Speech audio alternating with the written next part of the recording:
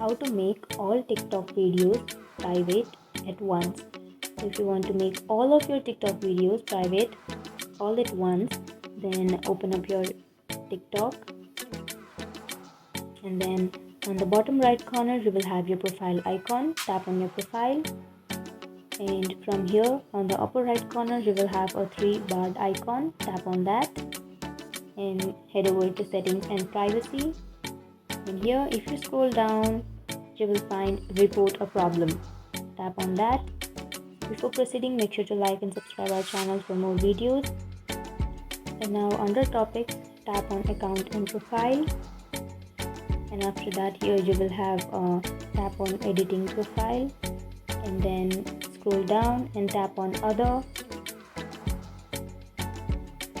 And from here you can tap no, and then you can tap for need more help.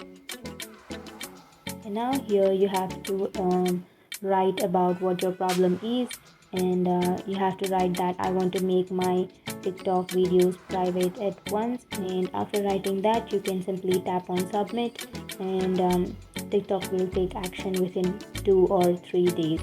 So that's it guys, that's how you make all TikTok videos private at once. And if you have any questions, feel free to comment below. Thanks for watching.